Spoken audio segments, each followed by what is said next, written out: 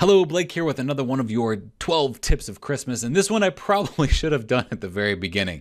But you know what? It's good to talk about it at the end so that you don't forget this one, because I really feel very strongly about this one. And that's don't be too hard on yourself when things don't go your way.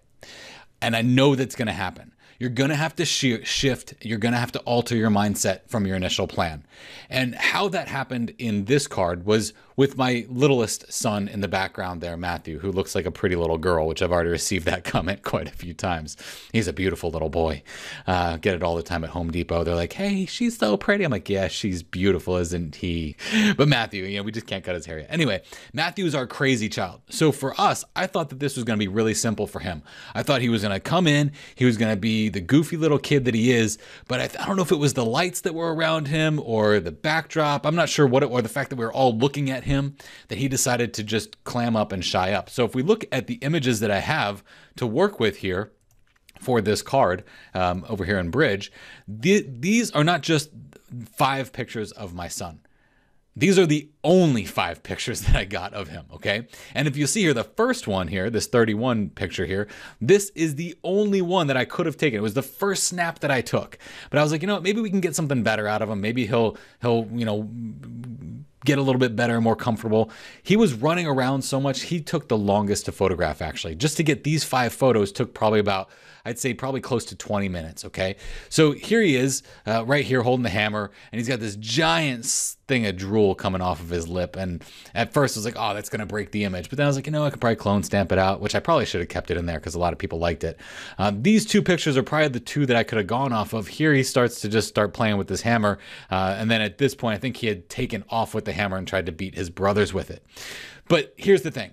We could have gotten frustrated. I could have said, all right, you know what, whatever, I'll get him tomorrow. I'll get him another day. But it really would have killed the whole environment and the atmosphere that we had built for creating this card. I like to do it in one day, get all the shots that I need to get and get it all together because it keeps the momentum going. It's kind of like a train. If that train is going and then it stops all of a sudden, it's very difficult to get it going back again. So I didn't want to shoot him on another day. I probably could have given him a little more time. He had just woken up from a nap. But the cape had to go. You can see in these pictures, he ripped off the cape. I was like, okay, well, I can just Photoshop a cape in there later, which I ended up doing.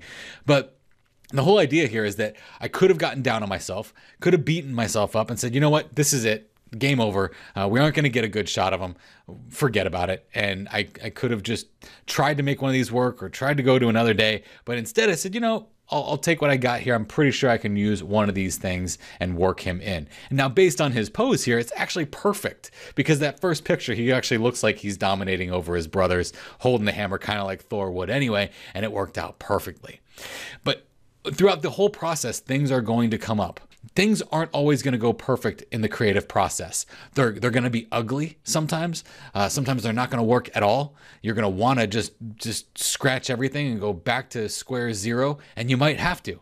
But if you know that ahead of time, don't be so hard on yourself. Let it go and let the creative process just flow, all right? I'm telling you, every time I do one of these Christmas cards, there's always something that I have to just say, okay, well, you know what? It's not perfect, but I'll go with it. And I'm not hard on myself. I just let it go. And because of that, I always have a lot of fun doing this. And I'm not that hard on myself. And plus, it's a lot of fun. When you're working with kids, you never know what you're going to get. Moral of the story, don't be hard on yourself, especially with things that are out of your control. You just watched a tip from a series I'm doing called the 12 Tips of Christmas. It's about this composited Christmas card that I did for our family. Now, if you're watching this on YouTube, how this is going to work is over the course between the 13th and the 24th of December 2018, I'll be populating a new tip for the 12 Tips of Christmas. If you're on F64 Academy, you'll see that this page is being updated as those days progress. If at any point you want to catch up on these, you can either do it right here on F64 Academy on this page that you're watching right now, or if you're on the YouTube channel, type in F64 Academy and search for the playlist 12 Tips. Thank you very much for taking the time to watch this. I sincerely appreciate it. Have a Merry Christmas.